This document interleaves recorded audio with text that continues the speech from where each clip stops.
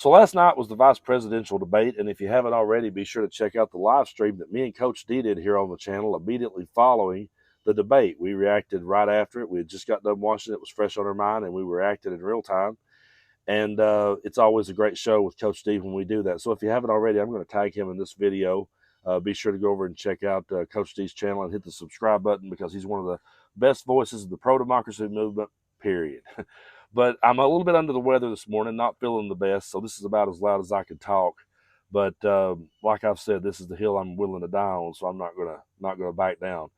I felt like that. Well, I had a couple of thoughts about last night's debate, because you'll watch something, you'll react to it immediately after, then you have time to sleep on it, then you have time to kind of go back and think about what it is that you saw.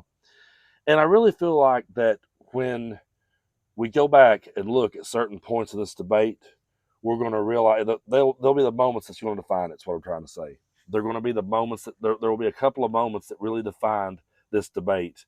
And I want to get to those clips. But first, I do want to say that I'm always a person who believes in calling balls and strikes. And I don't like to come on here and say, oh, we destroyed somebody, if I don't feel like that's what really happened. So I'm never going to come out and say those things. I will say, in all fairness, that I did think that Tim Walz started off a little bit shaky. He started off a little bit slow. But then again, I don't know that I could fully blame that on him, because we were actually seeing a more toned down debate. It wasn't the same rhetoric we're used to seeing from Donald Trump. It wasn't the name calling. It wasn't the interrupted. It wasn't the carnival that it is when it's Donald Trump. So that may have been a lot of the reasons why I was kind of leaning in, waiting for something to happen, because we've been so used to Trump and his rhetoric. But I did feel Wall started a little bit shaky, but then he started to cook. He started to come ahead. And just like in any boxing match, and here I go with my boxing analogies, a fighter may start slow, and he may just be feeling his opponent out, but eventually he'll hit his rounds. And I really feel like that right here is where Tim Wall started hitting his rounds when they were talking about the border. And he said out loud, if you want to fix this problem, fix it. But stop demonizing and vilifying people that's coming to this country to work, because you're putting them in danger. This was a great point right here. Take a look. We fix this issue with a bill that is necessary, but the issue on this is what happens when you don't want to solve it. You demonize it. And we saw this. And Senator Vance, and it surprises me on this, talking about and saying, I will create stories to bring attention to this. That vilified a large number of people who were here legally in the community of Springfield. The Republican governor said, it's not true, don't do it. There's consequences for this. There's consequences. We could come together. Senator Langford did it. We could come together and solve this if we didn't let Donald Trump continue to make it an issue. And the consequences in Springfield were the governor had to send state law enforcement to escort kindergartners to school. I believe Senator Vance wants to solve this, but by standing with Donald Trump and not working together to find a solution, it becomes a talking point. And when it becomes a talking point like this, we dehumanize and villainize other human beings. See, I think one of the things that gets lost on the right is they think they're free from consequences. They used to be the party of pull yourself up by the bootstraps and take accountability, but they don't do that anymore. They think it's okay to go out there and create stories and make them up just to get the media talking. That's what they say. They said, J.D. Vance said that out loud. But what actually happened was, when he made up those stories, he just caused a whole lot of chaos in Springfield, Ohio. So the moderators are trying to be the voice of reason here. And this was, I knew when I saw this, I said, this will be the highlight of the night. Take a look. And just to clarify for our viewers, Springfield, Ohio does have a large number of Haitian migrants who have legal status, temporary protected status. Well, Margaret, but thank you, Senator. We have so much to get to. Margaret, I think it's important because we're going to turn out of the economy. Thank you, Margaret. The rules were that you guys weren't going to fact check, and since you're fact checking me, I think it's important to say what's actually going on. Yeah, he actually said out loud, I thought the rules were you weren't going to fact check us. He really said that. But in all fairness to the moderators here, and Trump's over on Truth Social melting down saying they're being unfair to Vance, but in all fairness, there was a lot of chaos created by those comments, and they were simply trying to smooth things over because of the chaos he created. But he had to say, well, you know, I thought you guys weren't going to fact check me. The thing is, when this debate started to happen earlier in the day, I did a members only video where I talked about my thoughts going into the debate. And I said, really, all Tim Walz has to do is just stay calm, stay focused, lay back on the ropes, and just wait for Vance to make a mistake, because he will.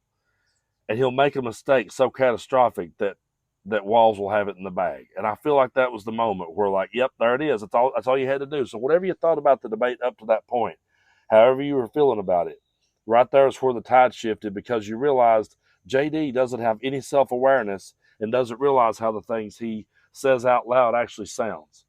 But right here, no matter what you think of the debate, when they got to this part right here, talking about January 6th, when Tim Walz said, the only reason you're on this stage and the only reason it's not Mike Pence is because he certified the election results, to me, that was the moment that was over. Take a look.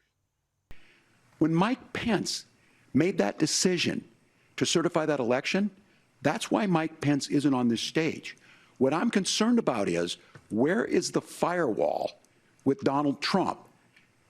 Where is the firewall if he knows he could do anything, including taking an election, and his vice president's not going to stand to it? That's what we're asking you, America. Will you stand up?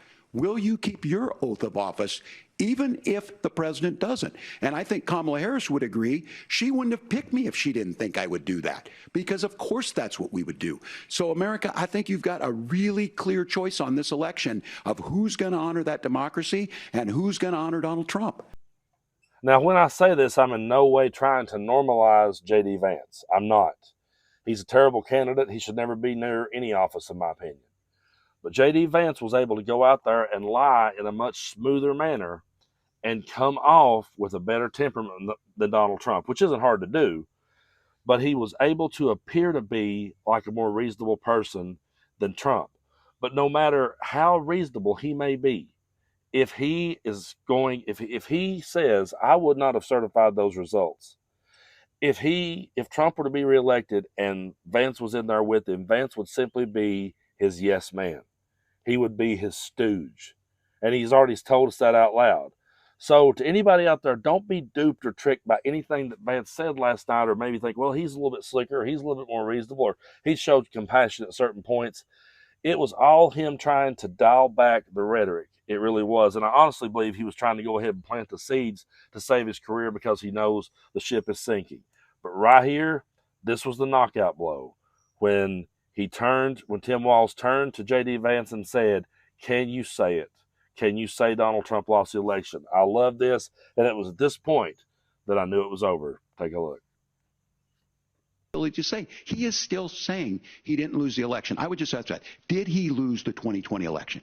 Tim, I'm focused on the future. Did Kamala Harris censor Americans from speaking their mind in the wake of the 2020 COVID situation? That is a damning non-answer. It's a damning non-answer for you to not talk about censorship. Obviously, Donald Trump and I think that there were problems in 2020. We've talked about it. I'm happy to talk about it further. Yeah, he could not say that Donald Trump lost the election, but look at what he done right there. When I heard him start talking about people getting kicked off Facebook for spreading misinformation during COVID, I knew he was absolutely parroting one of Elon Musk's favorite talking points. And I could so see Elon and Don Jr. just sitting back clapping so hard over that.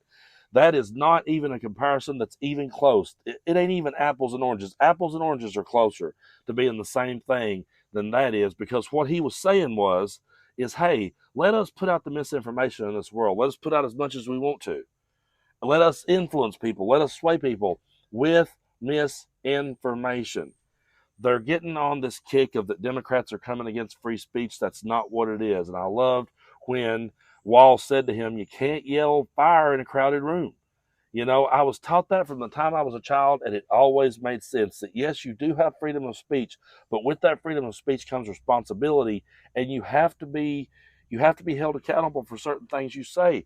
And if you're on a platform, Facebook is, I don't know, there's so many people out there I really feel needs to hear this. Facebook, Twitter, YouTube, they're not the government. Okay? They're not the government. They are their own individual platforms.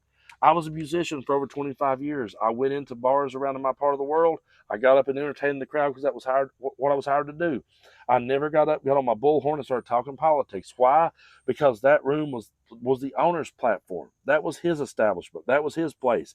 If he didn't want to be associated with me, and a whole lot of them don't want to be associated with me anymore, and you don't hear me on here bitching or complaining. Why? Because that's their platform. I've only played one gig this year. You're talking to a guy who used to play 3 or 4 nights a week every weekend for 20 some years. I only played one gig this year. Am I up here saying, oh, I'm mad at this guy or this person? No, that's your platform. You don't want me on it. I probably didn't fit on it to begin with. They're actually saying out loud that they want to be able to pump out as much hate speech and as much misinformation, and they feel like that everyone should be forced to support it. Well, platforms shouldn't be. No one should be allowed to be forced to have it on their platform. You know, Elon Musk will go out here and he will sue advertisers for saying, we don't want to advertise on your platform. That's the most ridiculous thing I've ever heard. So I knew the minute he went in to that moment in the debate, I knew right then that he was throwing a bone to Elon Musk and people like Don Jr. and RFK Jr. That sect of the MAGA group is who he was really trying to throw a bone there, and he failed miserably. But overall, I feel that Tim Walz was the winner of the debate. I feel he started a little bit shaky, a little bit wobbly, but by the time it was over, he closed very strong, and he reminded us of who J.D. Vance is. And again, don't be duped by JD saying, "Oh, you know, Christ Almighty, sorry your son witnessed the shooting," and he tried to come off. He tried to come off looking, you know, compassionate at times. He tried to come off going, "Well, hey, we almost agree on this. This is a good conversation. This is a good back and forth dialogue." He was saying that because he was having to dial down Trump's rhetoric, and he knew it, and he was also trying to save his political career once this was over. But he is every bit as extreme as he ever was, and people don't ever need to forget that. So, folks, be sure to hit that subscribe button. If you haven't already, I've also got Coach D tagged in the description of this video. Be sure to go over and give his channel a subscribe. And I really appreciate you guys so much for supporting what it is that I do. I'm hoping that all I have right now is a throbbing headache and a stopped up nose. And I hope it doesn't go any further. I'm taking my meds and staying hydrated. So hopefully whatever this is will pass. But we'll just keep putting in the work and keep moving forward, and we won't lose sight of things. I really don't think that last night swayed anyone one way or the other. I think everyone's mind was made up.